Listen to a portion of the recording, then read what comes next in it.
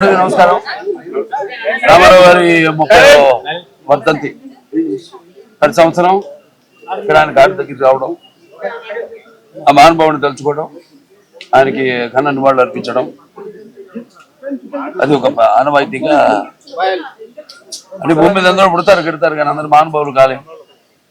ఒక మనిషి మహోన్నత విజయపథంలోకి నడవాలంటే, అత్యున్నత శిఖరాలకి ఎదగాలంటే సత్సంకల్పం కావాలి, ఆ గుండె దీక్ష పునాలి. అంటే ఎన్నో సందర్భాల్లో చెప్పడం జరిగింది. తెలుగు అన్న 3 అక్షరాలు వింటే నా ఒళ్ళు పులకరిస్తుంది, అలాగే ఎన్టీఆర్ అన్న 3 అక్షరాలు వింటే నా రక్తం ఉప్పుకుంటుంది. ఎవరికైనా సరే, ఎందుకంటే ఆయన చరిత్ర అటువంటిది. ఎన్టీఆర్ అంటే కేవలం నందమూరి తారక రామారావు గారు మాత్రమే కాదు. ఏంటంటే నటనాలయం, ఆయన ఇల్లే ఒక నటనాలయం. అందులో ఆయన ఒక నటరాజు, నరసింహుడు. ఈ అంటే తార మండలంలోని తారక ధ్రువతారకుడు. ఆరంటే రాజర్షి రారాజు, రాజకీయ ధురంధర యుగంధరుడు, రమణీయ రమ్య కమనీయ సౌమ్య గుణధాముడు. అందుకే ఆయన అందరి గుండెల్లో నిండుగా మెండుగా ఉండి, నేను ఎప్పుడు మీకు అండగా ఉంటానని చెప్పి సినిమాల నుంచి అటు రాజకీయాల్లోకి వచ్చి ఒక సంచలనం సృష్టించి తెలుగుదేశం పార్టీని స్థాపించి, ఇవాళే కాదు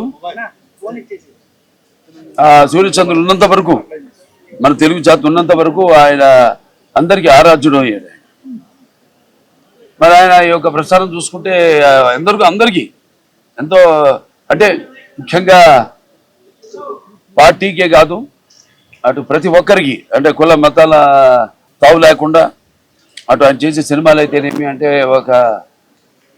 ఆయన నటుడిగా ఆయన నటించినప్పుడు పౌరాణికాలు ప్రాణం పోసుకున్నాయి, జానపదాలు జావలీలాడాయి, అలాగే సాంఘికాలు సామాజ వరగమనాలు అయ్యాయి. పద్యం పదులెక్కింది, పాట నాటుని ఇచ్చింది, కడమ తల్లి కన్నుల పండుగ చేసుకుంది, కలకలలాడింది, గలగల నవ్వింది. అనే నటనలో మరి ప్రపంచంలోనే అనితర సాధ్యమైన పాత్రలు, ఎవరు చేయలేని పాత్రలు. అంటే పౌరాణిక మనకు పరిమితం అయితే, అంతేకాకుండా ఎన్నో ప్రయోగాలు ఆయన చేశారు. అలాగే నటనలో ఆయన ఒక నటధీశాలి. అలాగే నటనలో ప్రయోగాలు చేసిన ఒక నటనాచార్యుడు.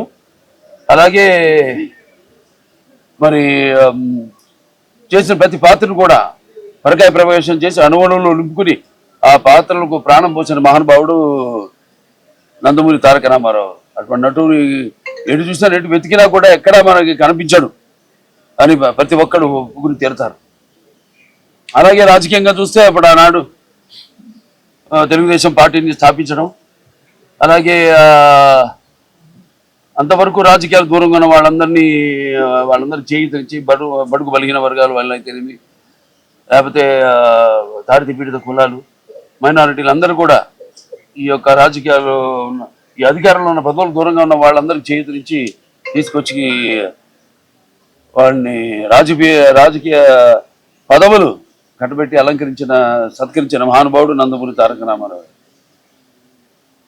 అప్పుడు ఆయన ప్రతి తెలుగు బిడ్డ మట్టి గడ్డ కూడా నేను తెలుగువాడిని అని సంగర్వంగా చెప్పుకొని, దమ్ము, ధైర్యం, తెగువ, వాళ్ళకున్న అహంకారానికి పదులు పెట్టి సానబెట్టి బయటికి తీసుకొచ్చి వాళ్ళ చేత చెప్పించిన తెలుగు తేజ నందమూరి తారక రామారావు గారు.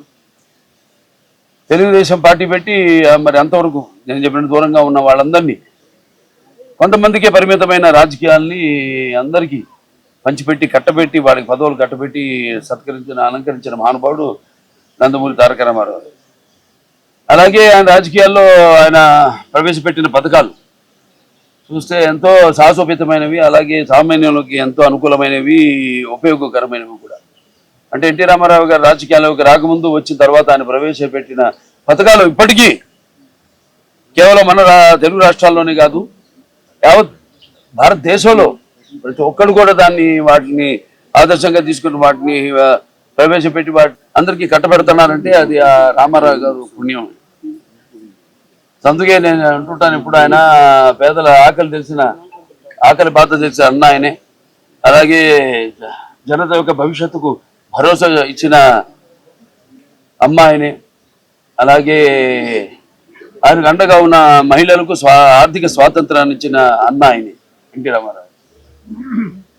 ఇవాళ అలాగే ఇంకెన్నెన్నో సాహసోపేతమైన, అంటే కిలో బియ్యం 2 రూపాయలు కావచ్చు, లేకపోతే పక్కా ఇళ్ళు కావచ్చు, కాంక్రీట్ ఇళ్ళు కట్టించిన నిరుపేదలకి, అలాగే ఈ చేనేత కార్మికులు వాళ్ళకి ఉపాధి కల్పిస్తూ, మరికి చేనేత వస్త్రాలు సగం ధరకి ఒక చీర, దోవతి, అలాగే మొట్టమొదటిసారి మన దేశంలో ఈ యొక్క ఏదైతే ఈ 30 రూపాయల పెన్షన్ వృద్ధులతో మొదలుపెట్టింది అన్నారు ఎన్టీ రామారావు గారు. అలాగే మహిళలకు ఆస్తులు తండ్రి ఆస్తులు సమానకి తెలివి, లేకపోతే వాళ్ళకు విశ్వవిద్యాలయం అయితేనేమి, తిరుపతిలో పద్మావతి విశ్వవిద్యాలయం అయితేనేమి, అలాగే మాండల అంతవరకు ఉన్న ఈ యొక్క ఏదైతే పై అధికారుల యొక్క నిర్లక్ష్యం వల్ల వాళ్ళ పైన ఉన్న ఒత్తిడి వల్ల ఏదైతే సామాన్య ప్రజలు ఇబ్బందులు పడుతున్నారో వాళ్ళందరికీ ఆనాడు ఉన్న ఈ యొక్క తాలూకాలని రద్దు చేసి ఆనాడు ఈ యొక్క మండల వ్యవస్థను తీసుకొచ్చిన మహానుభావుడు నందమూరి తారక రామారావు. అంటే ప్రజల వద్దకు పాలన తీసుకొచ్చిన మహానుభావుడు. అలాగే అభినవ భగీరథ ఆనాడు తెలుగు గంగ.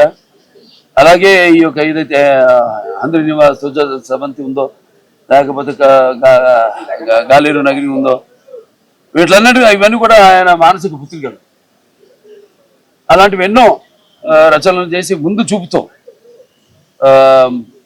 రాష్ట్రం అవిభక్త ఆంధ్ర రాష్ట్రాన్ని ఎంతో అభివృద్ధి చేసి ముందుకు తీసుకెళ్లిన మహానుభావుడు. అంతవరకు తమిళులుగా పిలువబడ్డ మనల్ని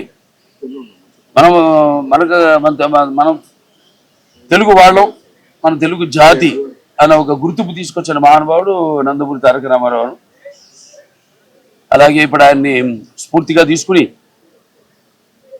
ఇక ముందు ఇంకా ఎంతో ప్రజల అభివృద్ధి కోసం, అభ్యున్నతి కోసం ప్రతి ఒక్క కార్యకర్త నడుం బిగించాలని కోరుకుంటూ ఆయన అంటే ఈ భూమి మీద అందరూ పుడతారు గిడతారు కానీ అందరు మహానుభావులు కాదని ఆయన మరి ఎప్పటికీ నేను సూర్యచంద్రులు ఉన్నంత వరకు కూడా గుర్తుండిపోతారు. అందుకే ఆయన నిరంతర ప్రజల గుండెల్లో నిత్య యవ్వన నిత్యాభిమాన భూషణుడయ్యాడు. అలాగే నిండు గుండెల్లో శాశ్వతంగా నిలిచిపోయే నిత్యామృతాన్ని తాగిన దేవుడిగా మారాడు. అలాగే మరణం లేని చిరస్మరణీయమైన ఒక మాత్రం జన్మను పొందాడు. ఎవరికి ఆయనకి సాటి కానీ పోటీ కానీ రాలేని విధంగా ఎవరికి దక్కని ఒక మహత్తరమైన జన్మను ఆయన పొందాడు. సో అందుకే ఆయనకి చావు లేదు. ఆయన ఒక నిరంతరం వెలిగే ఒక మహనీయ భగవద్గీత లాంటి జన్మ నందమూరి తారక రామారావు గారు. ఈ సందర్భంగా మళ్ళీ ఒకసారి ఆయన ఒక కొడుకుగా బిడ్డలుగా పుట్టడం మా అందరి పూర్వజన్మ సుకృతం అయితే, మరి మేము మా కుటుంబమే కాదు ఇవాళ ఇంత పెద్ద కుటుంబం తెలుగుదేశం అన్నది